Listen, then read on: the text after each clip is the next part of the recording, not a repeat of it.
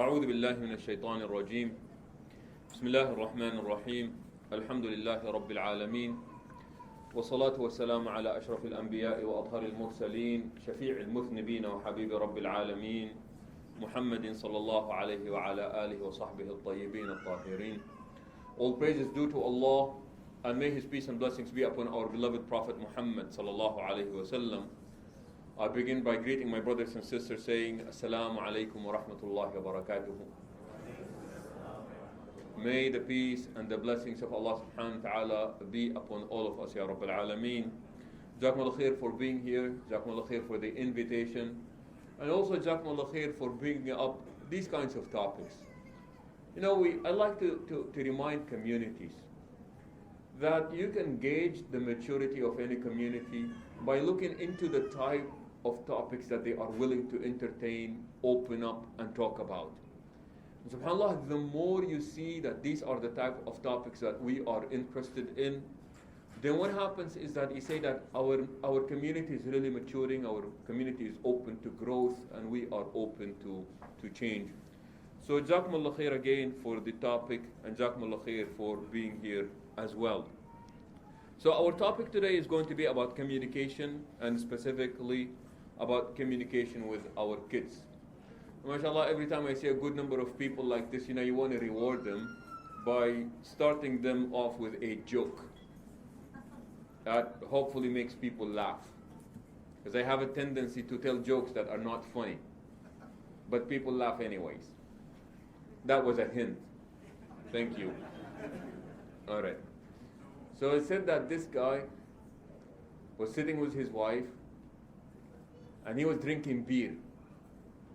And then all of a sudden, out of nowhere, he just says, "I love you so much." And his wife is so excited. She looked at him and she said, "Was that you, or was that the beer talking?"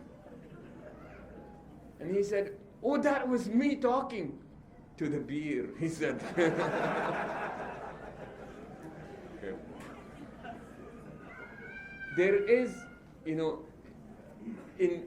they say that jokes is our way of telling serious things.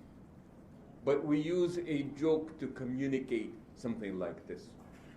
And remember, even though communication is a universal human trait that we all have, but what makes us unique is that we bring in the religious aspect into things. So for example, the Quran does not just mention communication as a human ability.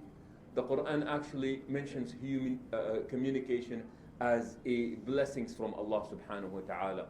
Ar-Rahman allama al-Quran khalaqa al-insan allamahu al-bayan. Said the most merciful taught the Quran, created man, and taught man the art of bayan, the ability to express ourselves. As they say, language is the clothes of our thoughts. Otherwise, it would be very impossible to do so. A lot of the Quran is really communicated by qul, say. Many times in the Quran, we are reminded of these blessings of communication, where Allah subhanahu wa ta'ala would describe the believers. قُلْ لِعِبَادِي يَقُولُ الَّتِي هِيَ أَحْسَنُ. And let my servants know that they should only say that which is best. الَّتِي هِيَ أَحْسَنُ. Allah subhanahu wa ta'ala takes a covenant with the Israelites. أَلَّا تَعْبُدُوا إِلَّا اللَّهَ وَبِالْوَالِدَيْنِ وَذِي الْقُرْبَى وَقُولُوا لِلنَّاسِ حُسْنًا. That you all should say that in that covenant that Allah takes with the Israelites, that they worship none but Allah, that they take care of their parents, that they are dutiful to their kinships, and what have you. And then towards the end of it, Allah subhanahu wa ta'ala says, وَأَن تَقُولُوا لِلنَّاسِ حُسْنًا.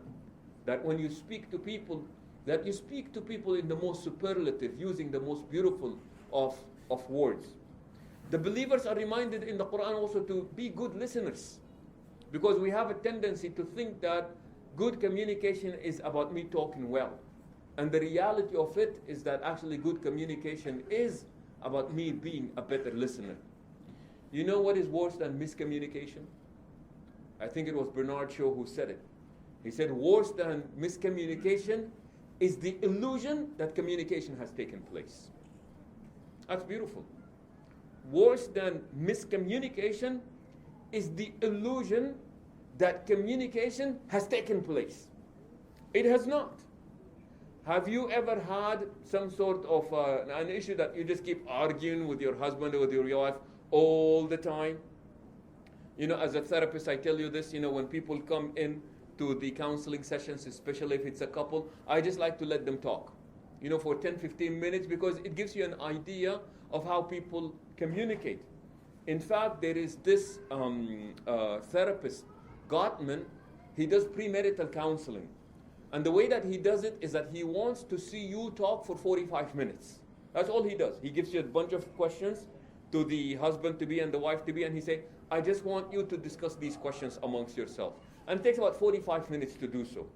And then by the end of it, he will tell you whether you will stay married or most likely your relationship is going to run into troubles.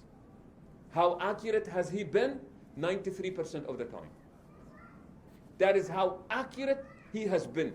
93% of the time. And what he does is that he does not ask you questions. All he does is that, I just want to see how do you communicate with that person. That's all I want to see. And then, subhanallah, the believers are also taught to be this. الذين يستمعون القول فيتبعون أحسنه فبشر عباد الذين يستمعون القول فيتبعون أحسنه. Give glad tidings to my servants. They are those who listen to the best of what has been said and then they follow it. So the believers are described as being good listeners. In the Quran, we are taught that the most regret people will have in the hellfire is what? وَقَالُوا لَوْ كُنَّا نَسْمَعُ أَوْ نَعْقِلُ مَا كُنَّا فِي أَصْحَابِ السَّعِيرِ.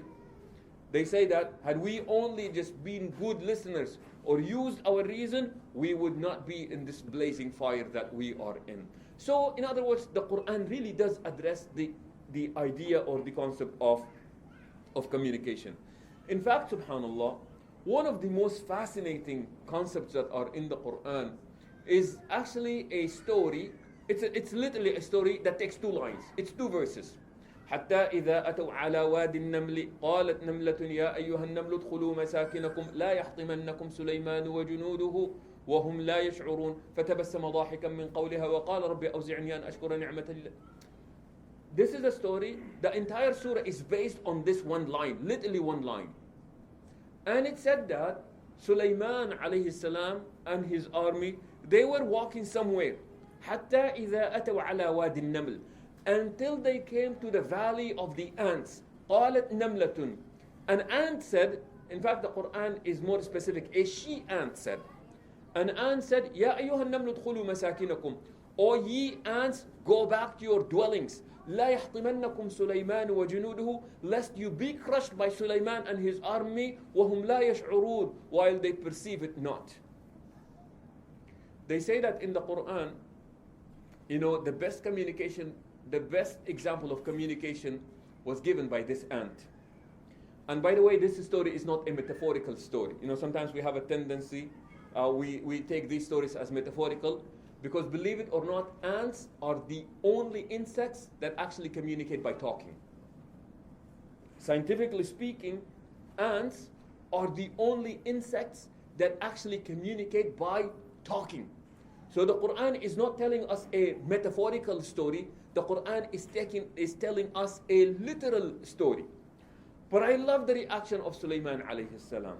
What does the Quran say? فَتَبَسَّمَ ضَاحِكًا مِّن قَوْلِهَا. He smiled and laughed at her words. Now smile and laughed. Why would you say that? Who talks like this? He smiled and laughed. Have you ever seen people who laugh without smiling? That was funny. You know, people do that, right? Yeah, okay, fine. What's up? People do that. But the Quran wants to make sure to tell us that that laughter was actually a genuine one. So what happened is that it was preceded by a smile that went on to becoming a full-fledged laughter. فَتَبَسَّمَ ضَاحِكًا مِّن قَوْلِهَا. Okay? What is it about what she said? Say that it was actually good communication. Okay? And the stories can go on and on when we present different aspects of the Quran and how they went about it. But see, brothers and sisters, subhanallah, and if I can just really be part of why I like these talks, is that, you know what, I love preventative measures to be taken. Rather than reacting to something that happens, you know what, as a community, why don't we come together and say, look, can we speak about prevention? So when we come to a gathering like this, you know, we really want to be honest. We want to be honest, and it is in our honesty that we actually become better as a community, as well as individuals, as well as couples, as well as families. So inshallah, what I'm about to say, the examples that I give you, inshallah, these are real examples, and by no means I mean to offend anybody, but rather the idea is that can we all collectively grow together, inshallah, in this endeavor. Married couples, generally speaking, have 6 problems. Okay? Believe me, they are only 6, okay? But with many of them, you know, the umbrella are 6 problems. Okay? The umbrella are 6 problems. You know that saying? What is the number 1 cause of divorce? Anybody knows? Marriage, right? Okay. I mean, isn't that? Okay. So now what happens is that usually when we look into married couples, there are actually, I hope I make this short. You are either married to the wrong person, you got married for the wrong reasons, or you are married to the right person for the right reasons, but you are living and loving the wrong way. Or you are guilty of a love buster. These are the 4 main reasons why couples have problems. But what we're going to be focusing on are the last 2. And that is, what is it about the way that we live and love that is wrong? And in this, that's where I said that there are 6 of them. What I mean by this is the following. Alhamdulillah ya Rabbil Alameen. What was that, man? What was it? And you know, I usually don't wear this, right? But today, this is too cold for me. And I think that I should have brought my blanket from California, because this is just not good. Alrighty, so now what happens is that there are usually, the way that we do things, there are 6 issues that arise amongst families. So we either argue, these are 6, so you can have either all of them, some of them, or some more than others. So, couples argue about money, they argue about time, they argue about intimacy, bedroom-related issues, communication, children, when to have them, how many to have, how do we raise them, and then the last one in our cultures, of course, our in-laws, Allah yakhalihum, okay? Yeah. So they say that if you are married, you definitely have one of these 6. Either some more than others, all of them, but if you, as a married couple, you have a problem, it is definitely one of these issues. Time, finance, children, intimacy, communication, and in-laws. I'll come to this. Love busters are things that we do that makes it very difficult for the other person to continue to love us. These are things that we do that really, as the name sounds, it's a love buster. These are things that we do that makes it very difficult for the other person to continue to love us. And there are many of them. Give you some examples. Constant criticism. Some people are like that. It's just constant criticism. No matter what you do, which is really a poor form of communication, but just the idea of constant criticism. Some people are like that. They're just constantly critical. They're constantly unhappy about the way that we said things, the way that we did things, the way that we presented things. The first thing that they do is they complain, and they're very critical of us. You know what happens when you constantly criticize? Well, the person is going to react. So comes another love buster, and that is what we call constant defensiveness. Where everything that I say is perceived as an attack by the other person. And what happens when we're attacked? We like to defend ourselves. We put our guards up. We put our shields up. And then what happens? Can't really communicate. Can't even see one another. Constant criticism leads to constant defensiveness, and that just becomes a love buster. Very difficult to love a person that is just constantly critical of you. It is also very difficult to talk to a person that perceives everything that you do as an attack on them. It is very hot in here. How is this my problem? Did I mess up the air condition? I was just saying it is hot in here. But now everything, oh, you thought that I was, no. That was an example, okay? So I come in and I say, oh, it's very cold in here. It's very hot in here. And the first thing that they think, oh, how is this my problem? I was just making a statement. So can you imagine if you are with a person who is like this all the time, what are you going to do? Eventually what happens? You just become quiet. Imagine that person is you, and the people who are becoming quiet are the children. You following people? Because see, when I give these examples, it is very easy to be thinking, man, that's my wife right there. Wallahi, you know. Too bad she's not here, man. That she really needed to be in the... Or you can easily say, Alhamdulillah, my husband is listening to this. If he doesn't get it now, wallahi, he's sleeping in the garage tonight, okay? Okay. So we have a tendency to think what? I hear it, but it is applicable to where? To somebody else. And now what I'm asking you to do is that just step back. Are you that person? Nobody would say, oh, I am always critically, I'm always, involved in this kind of criticism, a constant criticism. I just like to give feedback. Man, just stop it, You can call it anything that you want. It is not what you intend for it to be. It is what is the other person perceiving it to be. You're following people. Okay? So now that's a love buster. It is very difficult to continue to love a person who's like this. And remember, sometimes as parents, that is what we do with our kids. Constant criticism. Our kids are constantly defending themselves. That is not a very happy atmosphere. What that does is that it creates a lot of tension at home. So much so that many times I hear this. Everything is fine. It's just that when my dad walks in, when my mom walks in, it's like everybody's just walking on eggshells at this point. You've heard that expression before. Imagine trying to walk on eggshells and not breaking it. You got to be tiptoeing, and you know what happens when that actually takes place? We become so tense as human beings. We start developing muscle spasms, anxiety, difficulty digesting our food.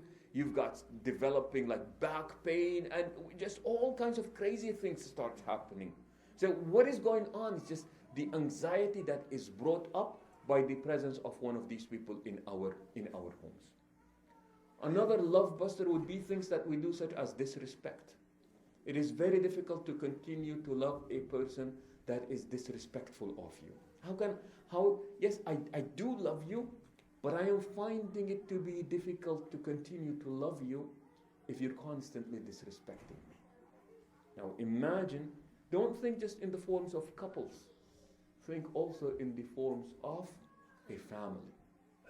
The last example that I give is about resentment. Man, anytime you see couples having resentment leads to relationships rusting. Resentment is not good, people. Resentment are all the unverbalized hurt and anger that is boiling inside us. And you know that people are resentful when they remember stuff, and they remember it very clearly. So what's going on? And she starts crying. Now this is in counseling sessions. Usually that's how the story begins. Okay? Starts crying, and what's going on? Oh, Shaykh, I don't know where to begin. But I tell you what, October 1979. Let me just begin there, okay? Begin October 1979, okay? And then they go on. Sister, why are you talking about October 1979? You will understand, We'll just wait till we get to 1983. But, let's just begin at 19... What is going on? See, what happens is that that's precisely what resentment is. And that is when thing happens and it reminds people or it triggers in people everything that has happened in the past. Everything that has happened in the past. And subhanAllah, people who speak about resentment say, man, every time I remember it, it hurts in my stomach. Do you all know what I'm talking about? You know, when you remember that statement, remember that event, every time I remember, it just hurts me, man. It just hurts me. SubhanAllah, I love that Quranic verse. You know, there is a cleansing process that people actually have to go through before they go to paradise. Not talking about hell, we're not talking about the hellfire or anything like that. There is actually a cleansing process that Allah tells us that people have to go through before they actually go to heaven. Where Allah subhanahu wa ta'ala says, إِنَّ الْمُتَّقِينَ فِي جَنَّاتٍ وَعُيُونٍ شيخنا ادخلوها بسلام آمنين ونزعنا كده صحيح ونزعنا ما في صدورهم من غل إخوانا على سرر متقابلين. Allah, you read this verse, unbelievable. إِنَّ الْمُتَّقِينَ فِي جَنَّاتٍ وَعُيُونٍ. Those who have been God conscious, they shall indeed be in gardens and springs. ادخلوها بسلام آمنين. They will be told, enter into it, peacefully, aminin, and no fear shall strike you. But then something happens. وَنَزَعْنَا مَا فِي صُدُورِهِم مِّنْ غِلٍّ. And we must pull by force every aspect of resentment that is in their heart. And then you are fit to go to paradise. Have you ever been in a place that was a lot of fun, but then somebody that you don't like walked in, and you just say, Astaghfirullah al-Azim. Did you really have to invite them? You just messed up everything, man. You just drained my energy. Wallah, you crushed my spirit, man. They are party poopers. Why even are they here? Do they have to come to the masjid to pray?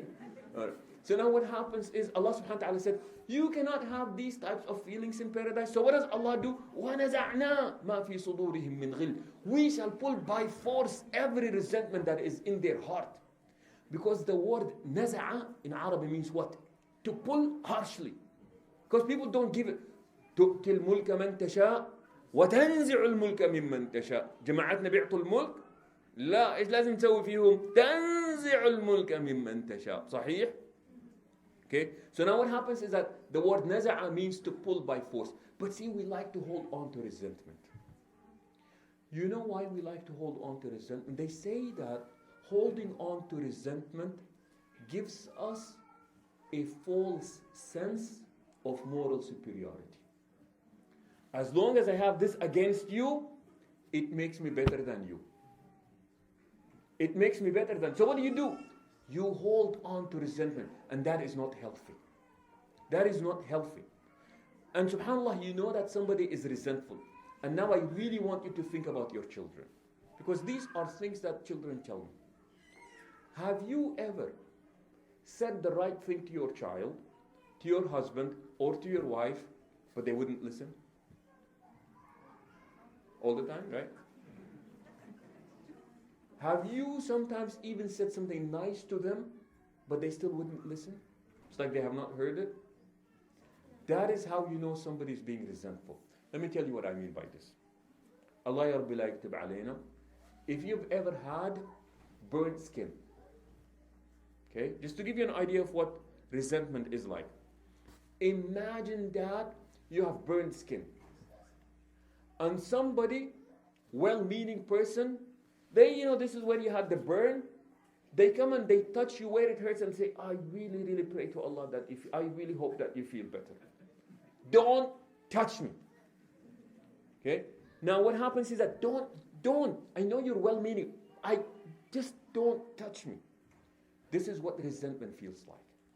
Even when you want to give positive feedback, something nice, well-meaning, resentment is, don't touch me. Don't touch me. And that is why sometimes, I'll be in these counseling sessions and I have these children, I say, what your mom is saying is really nice. I don't want to hear it from her. But that is really nice. I don't want to hear it from him. My dad is not, I don't want to hear it from them. So what is going on? So what happens is that not only are we capable of holding resentment, but also sometimes our other family members, our children, are capable of holding resentments against us. The question is, why? Why do people hold resentment? People who are resentful are people who have tried to speak up, but they were never heard. So what do? They start boiling it up, or they start keeping it in. You all know where we keep hurts? Where do we store hurts in our bodies? Who said hearts? Wallahi ghaltani. MashaAllah. Somebody said memory. Who said memory? Come on, you are wrong, yeah, brother. Say that stomach is right. Somebody was celebrating even though they didn't say stomach. Saying, woo! Didn't say it. Okay. Now what happens is that they say that is where we actually store hurt. Remember how we even talk? Says, man, I can just feel knots in my intestines. Or as we would speak in Arabic, قطع مصاريني, you'd make these types of statements. Said, that is where we store it. And that is why, you speak about people who have ulcer, people who develop all kinds of, things, and you just say, there is no medical explanation for it. Say, what is going on? What is happening within the family? Why are these things happening to us? So these are, inshallah, the following is going to be basic concepts in communication. Please keep in mind that communication is a blessing from Allah subhanahu wa ta'ala. And not only that, but in the Sufi tradition, they speak about this concept of communication. In many Sufi traditions, they speak about, the lisan, the tongue, and the faults of the tongue, and the beauty of the tongue, and what have you. And that is why in the Sufi tradition, what do they really praise a lot? The idea of silence.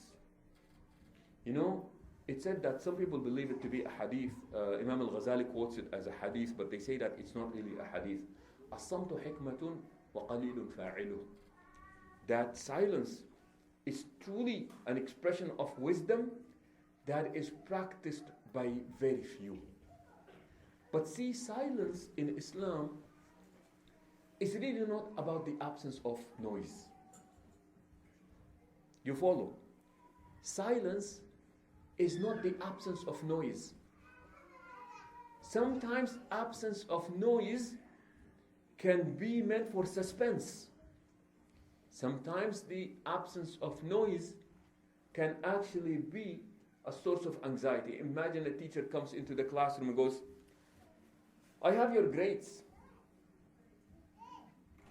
Talk, man, talk. Say, what else is going on?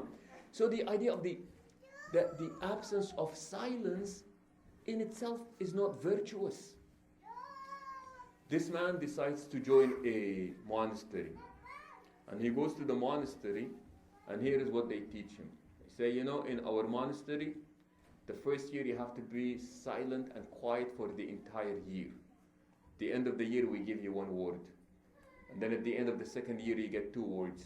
And then the third year, you get 3 words. And if you continue with us, every year, you're silent for 1 year, and we increase you by 1 word. So the first year, he's completely silent. So they come to him at the end of the year and they said, well, you did well. You get 1 word. What is it? And he looked at them and he said, hungry. So they give him more food. Second year they come, 2 words. Too cold. They give him an extra blanket. Third year they come and say 3 words, and he said, I am quitting. And they say, well, you can quit. You did nothing but complain anyways. Okay? All right. So now what happens is that when we speak about silence, we're not just talking about the absence of noise. And that is why what does the Prophet ﷺ say? Says, أوصاني ربي بتسع منها إيش؟ أن يكون نطقي ذكرى وأن يكون صمتي فكرى. That when I speak with Allah in mind, remembrance. And that when I am quiet, I am actually reflecting.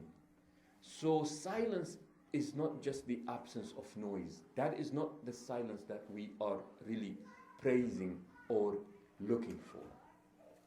What does it take to communicate better and effectively with our children. And remember, I am limiting this now to us and our children, and not as a couple, because the dynamics there are different. Please remember this. You know, as children, subhanallah, we are, the world of children is subhanallah, a beautiful world, wallahi. If you ever get a chance to take a class in college, I would urge you to take, please, a child development class. Take a child development class. And one of the most fascinating elements you will find is language development and the fascination of children with language. And how do we acquire language? You know, subhanallah, it is such a beautiful field. How do we acquire language, and how do kids acquire language, and how our vocabulary increases? It is such a fascinating field. And Allah subhanahu wa ta'ala in the Quran alludes to it. وَاللَّهُ أَخْرَجَكُم مِّن بُطُونِ أُمَّهَاتِكُمْ لَا تَعْلَمُونَ شَيْئًا ثُمَّ جَعَلَ لَكُمُ السَّمْعَ وَالْأَبْصَارَ وَالْأَفْئِدَةَ لَعَلَّكُمْ تَشْكُرُونَ. He said it was Allah subhanahu wa ta'ala that took you out of your mother's wombs knowing nothing. A concept in psychology that is referred to as the tabula rasa, meaning that it's a blank slate that we are created with. We're only created with reflexes at that point, but we actually don't know anything. There is the chip, but there is nothing in it. Allah subhanahu wa ta'ala said, everybody comes out this way. And then what happens, oh Allah? And they said, ثُمَّ جَعَلَ لَكُمْ السَّمْعَ وَالْأَبْصَارَ وَالْأَفْئِدَةَ. And then it is Allah subhanahu wa ta'ala that gives you the faculties of knowledge. What are the faculties of knowledge? As-sam'a, hearing, absara, seeing, al-af'ida, and you know what? The ability to reflect. Because the reflection in the Quran, actually, the mind in the Quran is not up here, but the mind is actually down here. لَهُمْ قُلُوبٌ لَا يَعْقِلُونَ بِهَا. They have hearts by which they understand not. So in the Quran, actually understanding takes place in the heart. It does not take place in the mind. And by the way, in science nowadays, this is actually the new wave, because they're talking about neurons in the heart, so much so that they're talking about the heart has a mind of its own. The heart has a mind of its own. So Allah subhanahu wa ta'ala said, this is what happens to us. And subhanAllah, just imagine children being fascinated by language. And even as parents, you know, we just can't wait for children to start making sounds and making noise. And we get all silly about children because they said something, and we are just so mesmerized by, you know, when our children learn new words and they're using it. And subhanAllah, it's a beautiful, it is fascinating, it's beautiful. And they say that initially, the voices of parents are most mesmerizing to children. In fact, the best toy that the child really likes in the first 2 years is the voice of a parent. You know, the idea that I really want to hear what my parents have to say, and their fascination with language and what have you. So that is number one, the fascination with language that we have. And now what comes next is, how do we go about using it? All right. These are, inshallah, I'll mention about seven rules, inshallah, that hopefully, inshallah, will do it for us. Listen, and listen. That's rule number one. Wallah, listening has got to be one of the most difficult tasks that humans take. Wallah. You know, not to engage in, you know, praising the profession that I am in, but I think that the most difficult thing about being a therapist is listening. Wallahi, that is the most difficult thing. You know, you're not only required to listen, as a therapist, you are actually required to do what we call sagely listening, like being present as you are listening. Man, wallahi, it takes a lot of energy, you know, to do that. So now what happens is that we are taught that if you really want to know, if you really want to be talked to, you've got to listen and listen and listen. In other words, what we are telling our children is that I am really interested in what you have to say. I am open to what you have to say. You know what? I am actually entertained by what you are telling me. Just the idea of listening. And remember this, initially, children are really fascinated by parents. You know how your children are really looking up to you, and then something wrong's happened to them, and they no longer like us. But they say that if we can capitalize during that time, the children are always looking for their parents' approval. They draw something, and what do they want to do? They just want to run to you and say, Baba, Baba, Mom, look at what I have done. Look at this. What is it about you? They just want to make sure that they have your approval. Because to them, their world at that age, when they're young, really revolves as to how much approval you give them. So if you have children who are less than 5, please make sure that you seize the opportunity. The earlier that we start, the better that it is. That is for you must really be able to seize the opportunity when that happens. Please do this. The approval, the attention, all these things are very, very important. But that's not only important at that age, but also as they grow even more than that. Ages 9 and 13 are very, very crucial. They say that ages 9 and 13 are the most crucial because that is when children need their parental approval less, and what they really want is the approval of their peers. 9 to 13 are the ages when most children pick bad habits. These are the ages when more children start smoking cigarettes and smoking marijuana. What happens? Man, I really want to be like my peers. I want to be like them. Nobody wants to stand out. So when your kid comes and says, but Mom, but Dad, everybody does this, don't dismiss that. That is a lot of peer pressure that is taking place. And for you, when you simplify these things and dismiss it as not important, and we give some silly examples, or if all your kids or all your friends jumped off a cliff, would you jump with them? And we think that, oh wow, mashallah, we are the Aristotles of our times, We brought up such an excellent argument that cannot be defeated or anything like that. It doesn't work that way. Don't use these types of arguments don't work. Because what you are saying is that what you are telling me is not important. So you've got to know that, you've got to take this in. Remember, listening does not mean approval. And that is the mistake that we make sometimes as parents. If I listen to it, it means that I approve of it. La, not at all, ya akhi. Not at all. I am listening because that's the right thing to do. And then we will talk about it. But listen and listen and listen. And please be open. Some of the stuff that they are going to share with you is going to be silly, is going to be pointless, it's going to be wrong, it is going to be unacceptable, it will be haram, it will be illegal. But hey, that's what happened, that's what I'm going to listen to. If that's what they are going to be sharing. Now imagine if your son, daughter starts sharing with you and in the middle of it you cut them off. Either deeming what they were saying as non-important or nonsensical, or deeming it as to be, that's not what I want to talk to you about, or you do that and guess what happens? You start losing people. We literally start losing our children. So you have got to listen, brothers and sisters. Even when you like it the least, but you have got to listen. You've got to love Muhammad sallallahu alayhi wa sallam. Wallahi, the Prophet, peace be upon him, the Prophet sallallahu alayhi wa sallam was always available. He was always approachable.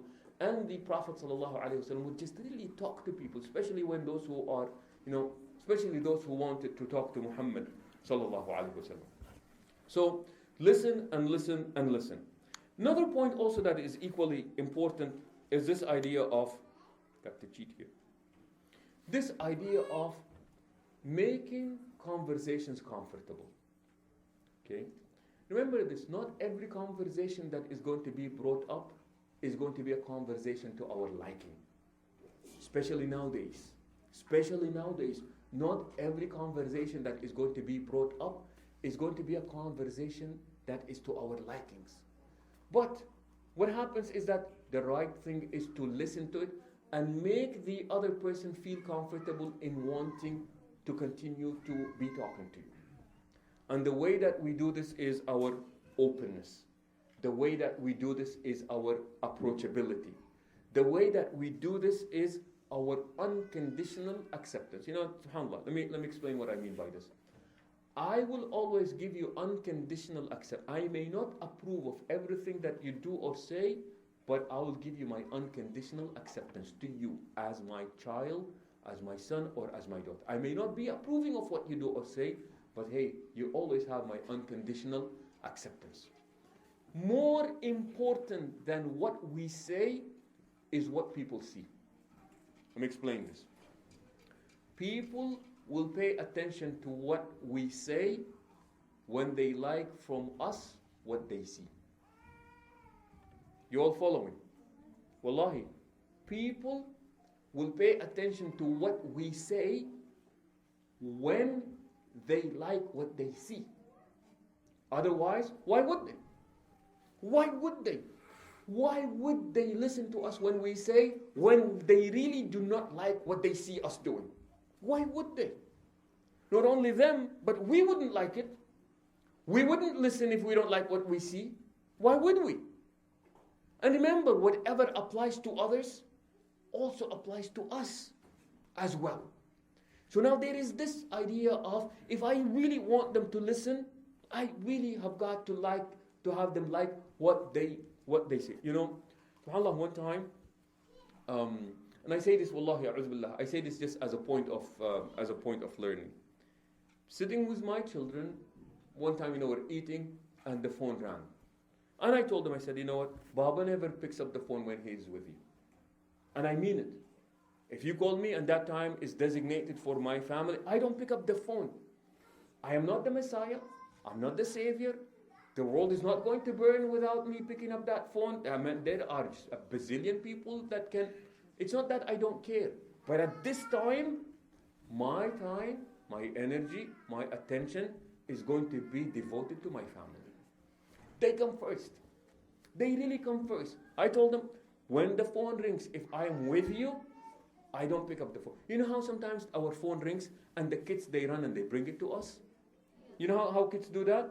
Alhamdulillah, my children nowadays, they know. When the phone rings, nobody really cares. Not that we don't care about who's calling, but they know that when Baba's phone rings, but he is with us, guess what? When he's with us, he really is with us. He really is with us. You can't really be saying, you know, one second.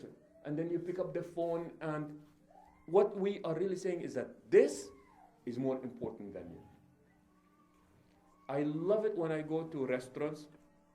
I like to watch people. I am what people call hishari. Okay?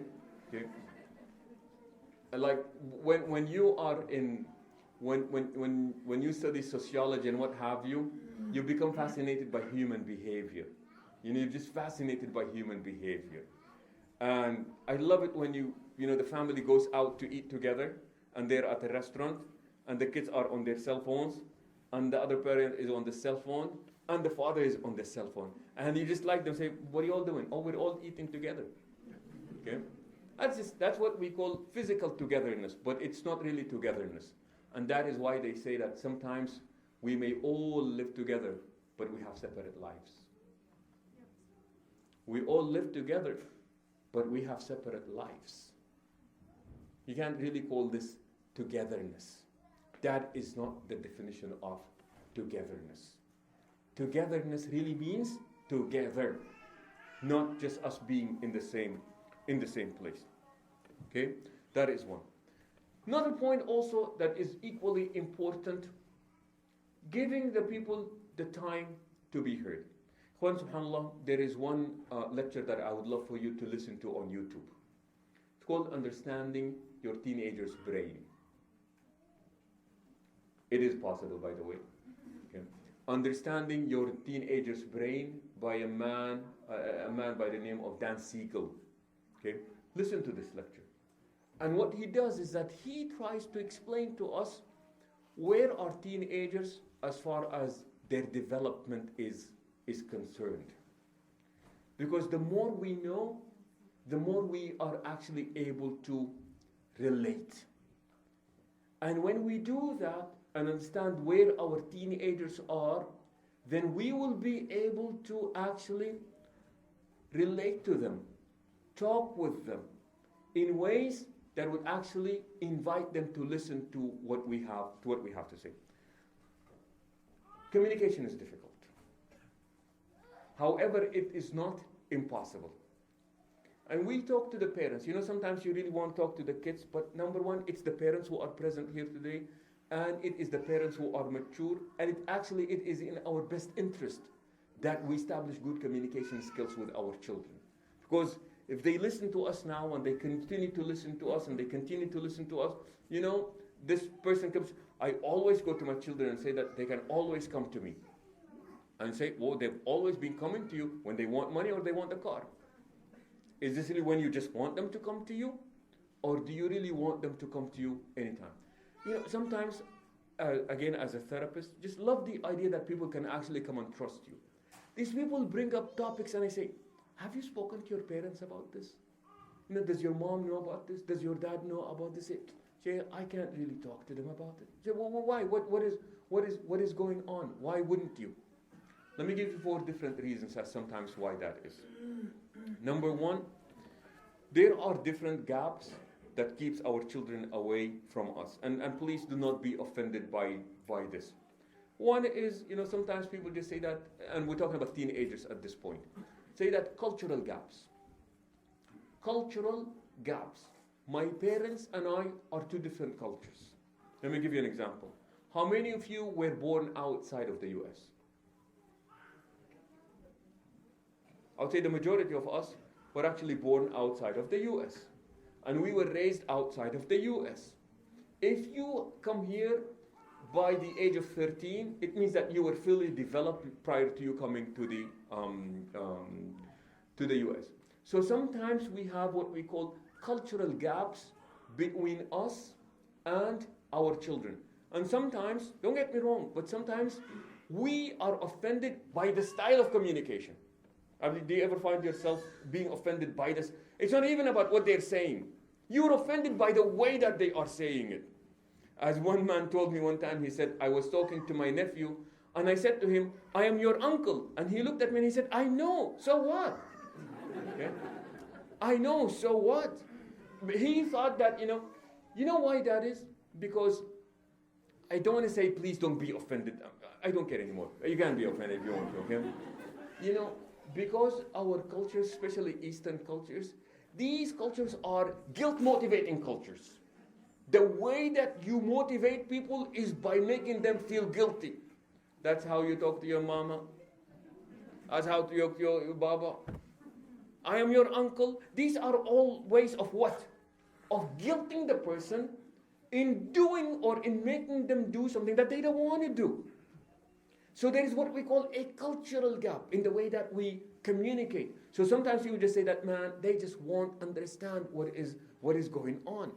And we've got to remember that, subhanAllah, our kids are growing up in this culture. We have to communicate with them in ways that makes not only intellectual sense, but also cultural sense. We have to make cultural sense as we talk to our children. Otherwise, it just does not make sense. It is like speaking 2 different languages. So one, there is the cultural gap. There is the generational gap. There is sometimes the language barrier itself. That is a barrier. This man wrote a book. It's called The Lost Art of Listening. If you can get a hold of that book, please do. The Lost Art of Listening. People don't listen. We do not like to listen anymore. What we do most of the time is that we just like to play verbal volleyball. You throw one thing at me, throws one thing at them, and there is really no listening. Remember what we said about words and miscommunication is the illusion that it has taken place.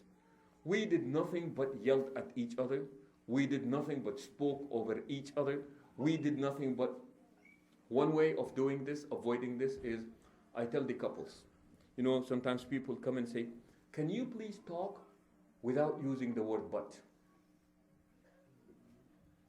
Can you talk without using the word but? So, what is it? That's a but with 1 T, by the way, okay? He said, can you talk without using the word but. Say, why is that? Well, imagine, daughter, son comes here and say, was I a good boy today? Was I a good girl today? Oh, yes, you were a good girl. But when do people start listening? After you say the word but. Right? Now what happens is that all the nicer stuff that we say, and sometimes people are talking, I'm just waiting for the but, because that's really when they start meaning what they're saying. So say, can you talk without using the word but? Another skill that is also very beautiful is, we do this in counseling and say, can you please summarize what was just being said? And what happens is, oh, so you mean, let me just understand that I hear you correctly. You are telling me 1, 2, and 3. Okay, now, can you please tell me what has not been said? You know, sometimes communication, good communication is not only about hearing what has been said, but also it's about paying attention to that which has not been said.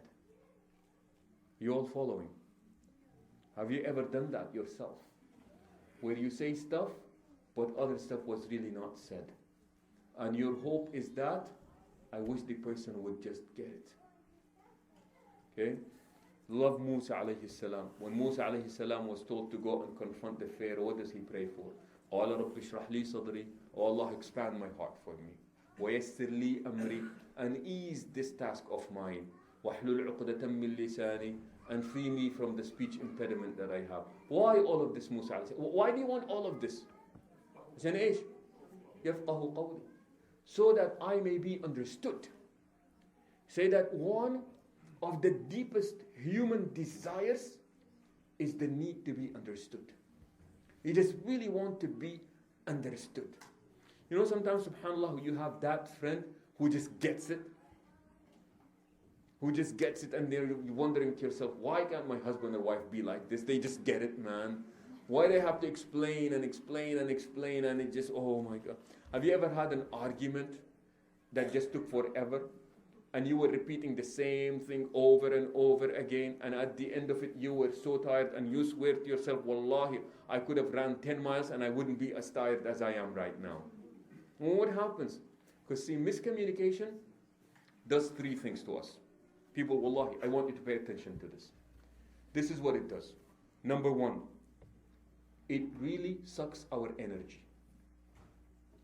Have you ever had like a bad just argument? You just, by the end of it, you're just so unbelievably tired. You are so unbelievably tired. Oh, and you've gotten nowhere. So what it does is that it truly sucks out our energy. It wastes time. But the worst of all, it weakens our emotional glue. You know, all people have emotional glues. Let me explain what I mean. Because he is my wife. He is my wife. Alhamdulillah. No. Okay. Okay. Because she is my wife. He is my husband. I'm speaking on her behalf now. Okay. My wife, my husband, my children. You know, we have emotional glues. These emotional glues are not just permanent ones. Guess what?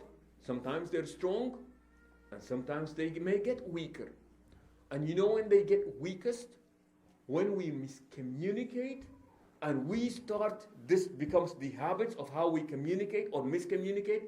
Eventually what happens is that the emotional glue that keeps us together really becomes weaker and weaker and weaker, people. And that is a disaster when it takes place. You know, sometimes kids, you know, they come and they say, I hate you, Baba. Okay? And they give you a hug as they're telling you that they hate you. And that's really cute and nice. But when they get to a certain age and they say that they hate you and you can sense that they really mean it, that's scary, man. That is really scary when they say this to us. Okay, so where do we go from here? We've got about 10 minutes to go. Where do we go from here? Please take the initiative in wanting to create a difference. Take the initiative in wanting to create it. Sometimes we say that, well, if they come to me, I will consider. Yeah, akhi, it does not happen this way. It does not work this way. The time to act is now. We cannot wait and say that, well, if they change their ways and when they come back to me, man, we lose them.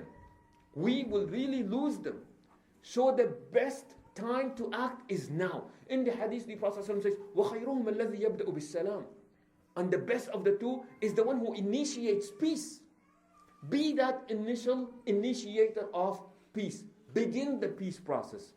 And by the way, there is nothing wrong with apologizing. You know what, son? It seems like, I really have not heard you enough. It seems like, honey, my daughter, my wife, my husband, it seems like, we've been missing something here. Can we start over again? Starting over does not necessarily erase everything that has happened in the past, but can we at least move into a more positive path from now on?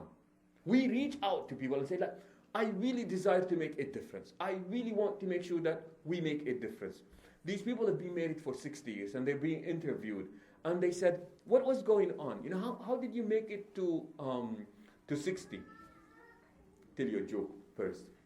So this woman sitting with her husband, and it was their 50th anniversary. No, actually it was their 25th anniversary. Anybody been here married for over 25 years? My condolences. Okay, so what happens is, sitting there, and so somebody said, MashaAllah, man, you've been married for 25 years. I said, yeah, we've been married for 25. And then he said, oh my God, he said, I just realized something. Had I killed her the first time I thought about it, I would be out of jail by now. Life sentence. Yeah. So now, what happens is that we lose, brothers and sisters. So what we want to do, so they're asking these couples, what was it about it? They said, we were never afraid of putting the gloves on. Meaning that if there was an issue, let's put it out in the open. By the way, we can do this respectfully. We can really do this respectfully, but the idea is, let's talk about it, get it out of the way so that it does not just keep boiling and boiling and boiling, and we keep doing this, and what happens is that at the end of it, we lose. Final points. Please remember, so this, the person is more important than the point, listening is more important than talking, being kind is more important than being right, and please keep in mind that listening is a skill that can actually be learned. Listening and communicating is a skill that can actually be learned. A cardinal trait of a believer is that we communicate well, meaning that our ability to listen, our ability to respectfully and honestly verbalize without offending the other person, that is part of being a good Muslim. And we have got to model this for our children. The way that we talk. You can't really be yelling at your wife but asking your children not to yell.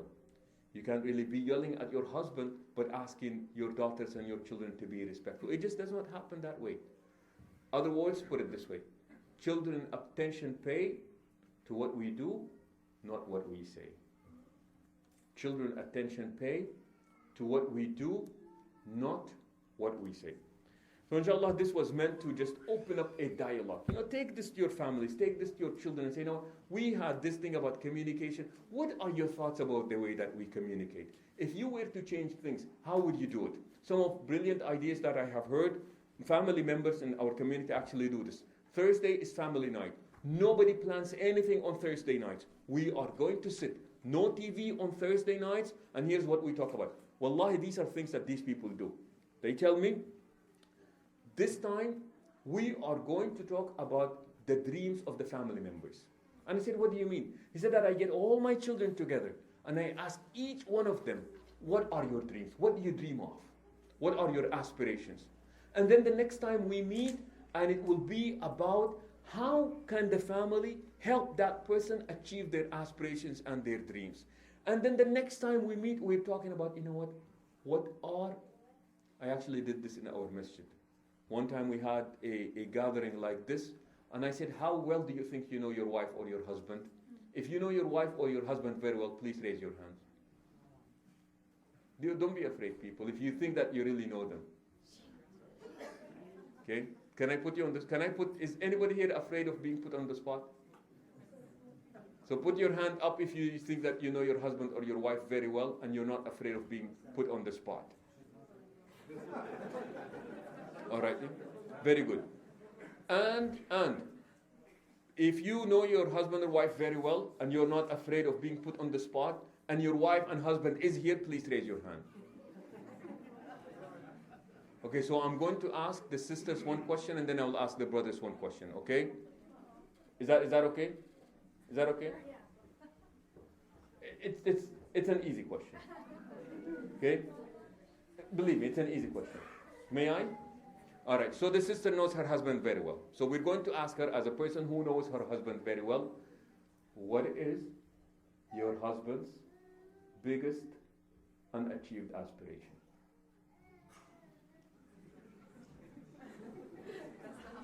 Think about it. Okay? Who was the brave soul on this side? Hajj. What is your wife's? You listening to this?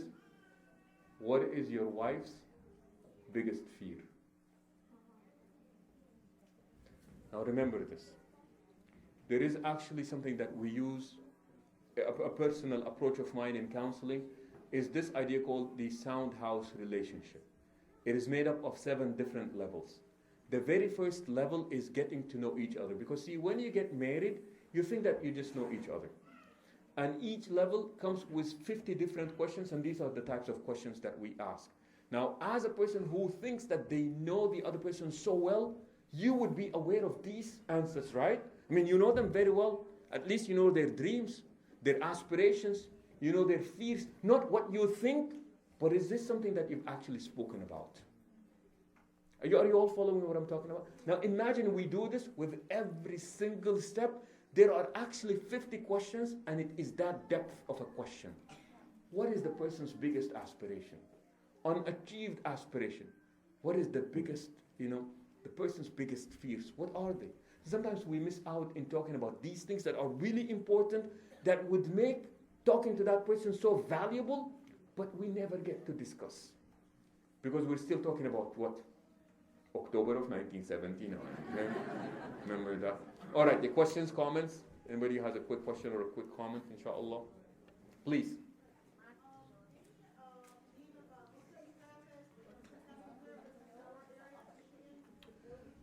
Oh, that's a good question.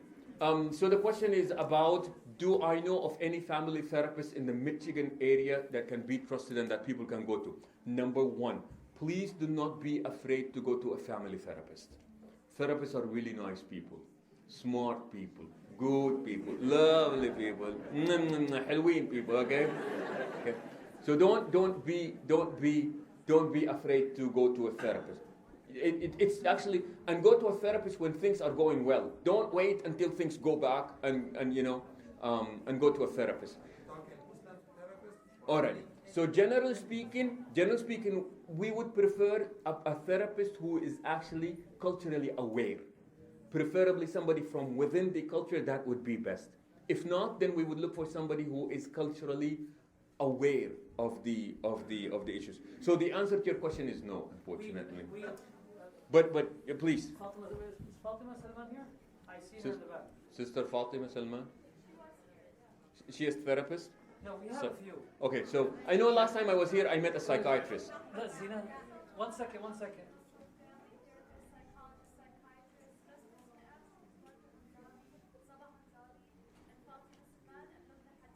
Okay. Yes, I believe I met a psychiatrist here last time. It was sister in the community. And please, if you're that person, please make sure that you become visible so that the community can actually come to you. Yeah. تفضل. واعتقد ان هذا السؤال يعني يعتبر سؤال عام كل الاخوه والاخوات سوف يستفيدون منه. كيف نتخلص من مشكله التكنولوجيا الحديثه بالنسبه للاولاد؟ Oh, good question. The impact of technology. This is actually a good question, inshallah. We'll make this our last question. Sheikhna, it's Isha time, huh? Why are you rushing? Okay. Oh, so what happens is that the Sheikh is asking, what about technology, especially with our children? Juan, this is really getting crazy now. Cell phones are really getting crazy. I rode with somebody this morning, and here's what he said. He said their battery was dead. and did not have a charger with them. And you know what he said? He said, Wallahi, ya Shaykh, من غير التليفون أحس إني أنا يتيم. He said, Shaykh, without the phone, I feel like I'm an orphan. You know? This was their expression. The average, I think I've told you this last time, the average person checks their phone how many times? The average person checks their phone 600 times a day.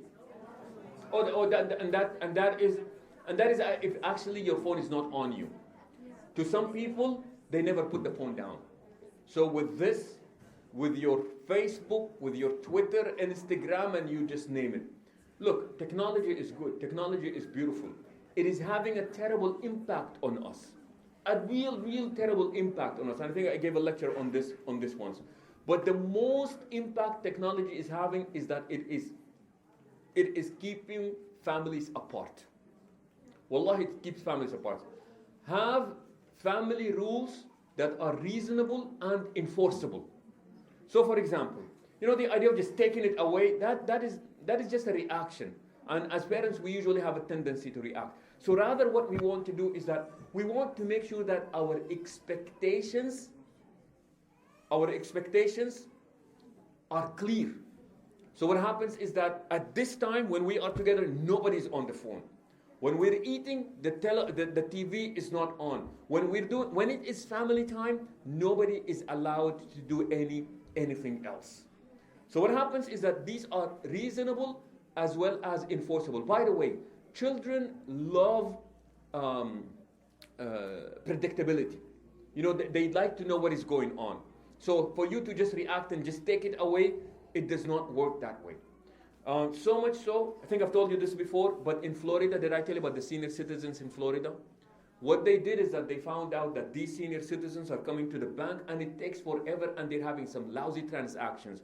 I want to take $7.50 from this account and take $4.25 into that account, and I want $3 in chorus and give me really lousy transactions.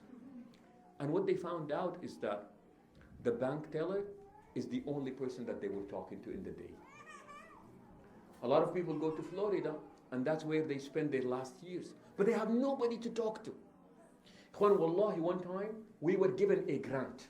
I was personally in charge of that grant. The grant was called the Hotline Grant, and this was a telephone that I had on me for people who just wanted to talk. These are not people who are about to commit suicide. This was not counseling or therapy. These were people, wallahi, I was the only person that they would speak to for the entire day. That was their job. That was the grant that I got. I just had to be on the phone from this time to this time, and people can just call in and just talk. So what does the bank do, by the way, in Florida? They find out about this, and they impose a rule saying that you can only come to the teller twice a month, otherwise we're going to charge you. Because nowadays, what do they want? Everybody's going paperless. Everybody's using the net. Everybody's using this. Everybody's using that.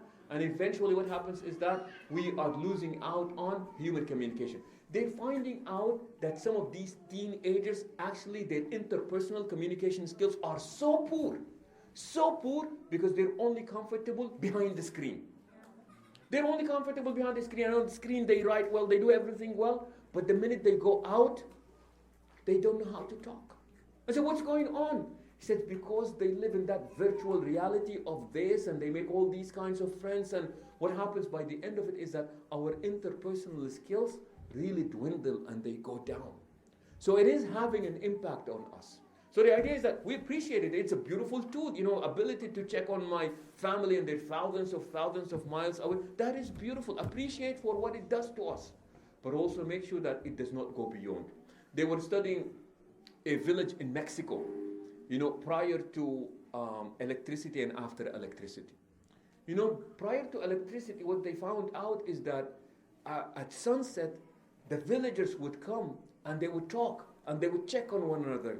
They would eat food together. The elders would tell stories and the youngsters were being told by the elders. And it was just a lovely atmosphere.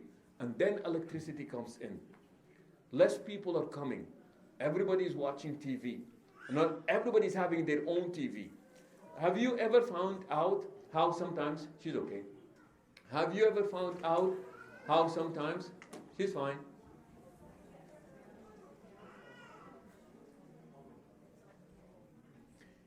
Have you, subhanallah, sometimes they say that the average person is on 3 different devices at the same time. You are watching TV, you've got your laptop, and you also have your cell phone on. Isn't that what we do nowadays? The average person sometimes has 3 devices on at the same time.